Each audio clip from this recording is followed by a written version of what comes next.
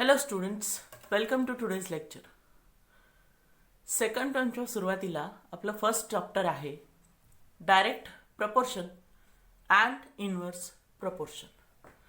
Direct proportion इथे आपण direct variation ही term पण वापरतो. डायरेक्ट व्हेरिएशन म्हणजे समचलन, डायरेक्ट प्रपोर्शन समप्रमाण, इनव्हर्स प्रपोर्शन व्यस्त प्रमाण, इनव्हर्स व्हेरिएशन व्यस्त चलन. म्हणजे समचलन किंवा समप्रमाण, व्यस्त चलन किंवा व्यस्त प्रमाण. प्रपोर्शनचा मिनिंग येतो प्रमाण. So direct proportion and inverse proportion, समप्रमाण व व्यस्त प्रमाण. So what is direct proportion? So basically this is the relation between two numbers और may be of four numbers. Four नंबर्सचा स्टडी हायर एज्युकेशनमध्ये आहे तुम्हाला 8 or 9 स्टँडर्डला. So here we are going to study the relation between two numbers, whether these two numbers are in direct proportion or in inverse proportion. मग हे two numbers कुठल्याही रिलेशनमध्ये असू शकतात. Cost of pen, amount of pen and other else. आता इथे एक example मी घेतलेलं आहे की 3 सर्कल्स ड्रॉ केले आणि तिघ सर्कल्सला डायमीटर्स ड्रॉ केले. So see the first circle. या सर्कलमध्ये एकच डायमीटर ड्रॉ केलं. एक डायमीटर ड्रॉ केल्यानंतर या सर्कलचे 2 भाग होत आहेत. Second, 2 diameters. 2 डायमीटर ड्रॉ केल्यानंतर या सर्कलचे 4 पार्ट्स होत आहेत. थर्ड, 1, 2 and 3 डायमीटर्स ड्रॉ केलेत. यामुळे या सर्कलचे किती पार्ट्स होत आहेत? 6 पार्ट्स होत आहेत. 1, 2, 3, 4, 5, 6. म्हणजे जशी जशी आपण डायमीटर्सची संख्या वाढवली तशी तशी सर्कलचे जे होणारे पार्ट्स आहेत त्याची पण संख्या वाढली. बघा, प्रपोर्शनच्या रूपात लिहिलंय मी, रेशोच्या स्वरूपात. 1 diameter 2 parts, 2 diameter 4 parts, 3 diameter 6 parts. अजून एक डायमीटर इथं जर ड्रॉ केला तर किती पार्ट येतील? 4 डायमीटर्स 8 पार्ट्स, 5 डायमीटर्स 10 पार्ट्स. अशा पद्धतीने जशी जशी डायमीटर्सची संख्या वाढत जाईल तशी तशी त्या सर्कलचे होणारे जे पार्ट्स आहेत त्याची संख्या वाढत जाईल. तर हे जे रिलेशन बिटवीन टू नंबर्स असतं की ज्यामध्ये एक नंबर वाढला की दुसरा वाढतो, एक कमी झाला की दुसरा कमी होतो, ह्या रिलेशनला म्हटलं जातं डायरेक्ट प्रपोर्शन. आता ह्या तिघही नंबरचा रेशो जर बघितला आपण 1:2, 2:4, 3:6, तर तो रेशो येतो 1:2. म्हणजे डायरेक्ट प्रपोर्शनमध्ये ratio between two numbers always remains constant. थोडक्यात जर उदाहरण बघायचं तर आपलं तुमचं पोषण आहार वाटप झालं.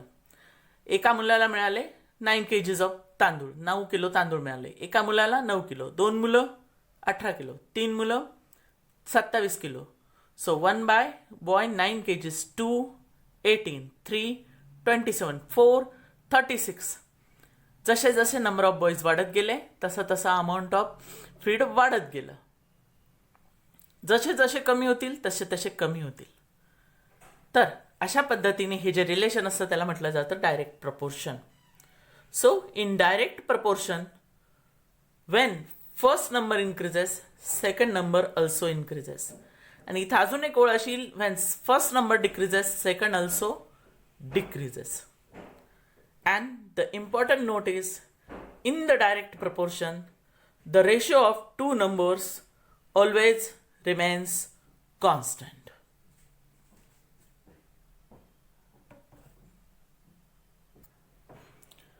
So, आपल्याला या रेशोवरूनच डायरेक्ट प्रपोर्शनवरचे एक्झाम्पल सॉल्व्ह करायचे आहेत.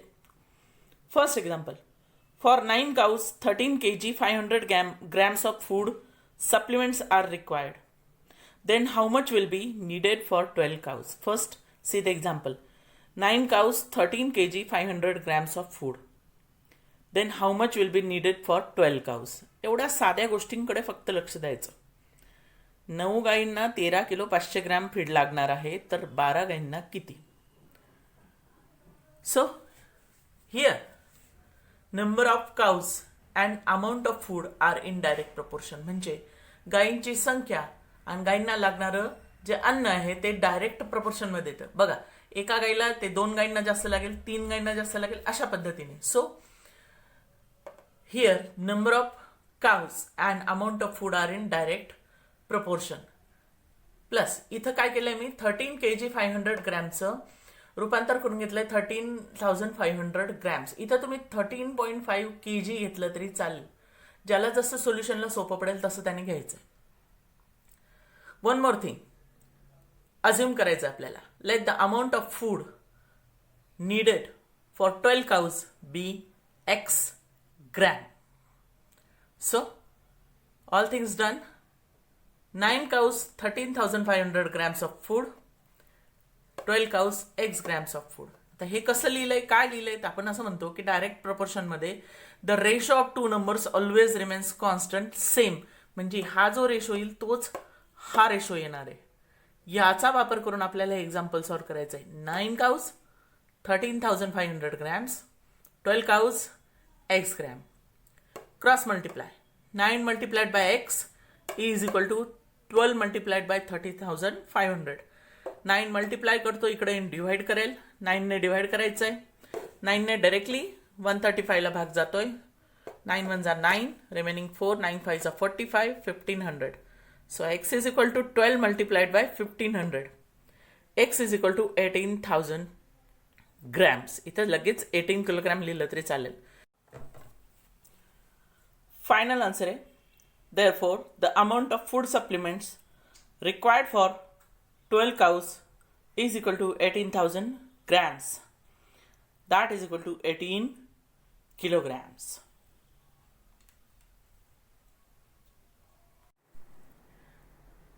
Let us see second example. If 600 rupees buy 15 bunches of feed, how much will 1280 rupees buy? 1280 rupees buy. So, at the start of example, suppose that 1280 rupees buy x bunches of feed. म्हणजे 1280 रुपयामध्ये x bunches आपण विकत घेऊ शकतो असं आपण assume करूया. आणि 600 रुपीज मध्ये 15 bunches मिळतात हे ऑलरेडी आपल्याला माहिती आहे. Here amount in rupees and number of bunches are in direct proportion. So let us solve this example. 600 rupees by 15 bunches of feed, 1280 rupees by x bunches of feed. पुन्हा एकदा सांगते हे कसं घेतलंय आपण की डायरेक्ट प्रपोर्शन मध्ये ratio between two numbers always remains constant. So 600 by 15 and 1280 by x हे कॉन्स्टंट म्हणजे सारखं येणार आहे. याचा उपयोग करून आपण x ची व्हॅल्यू काढायची आहे. So cross multiplication 600 into x is equal to 12 into 1280 multiplied by 15.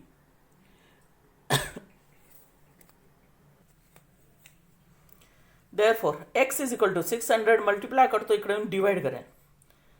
x is equal to 1280 multiplied by 15 divided by 600. पहिल्यांदा काय केलं, 15 ला आणि 600 ला 15 ने डिवाइड केलं. 15 1 जा 15, 15 4 जा 60. हा 0 ऑलरेडी कट झालाय आणि या 4 ने 128 ला भाग दिला. Remaining 32 into 1 that is 32. So x is equal to 32 bunches. Therefore 1280 rupees buy 32 bunches of feed. Third example, the cost of 12 quintals of soybean is 36,000 rupees. How much will 8 quintals cost? 12 quintal सोयाबीनची किंमत आहे 36,000. तर 8 क्विंटल्सची किती येणार आहे? 12 क्विंटलची 36,000, 8 क्विंटलची obviously त्यापेक्षा कमी होईल.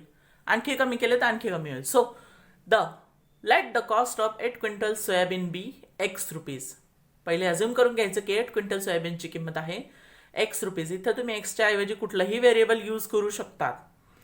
Here amount of soybean and cost of soybean R in direct proportion. Amount of soybean इथं अमाऊंट हे क्विंटल्समध्ये आहे and cost of soybean R in direct proportion.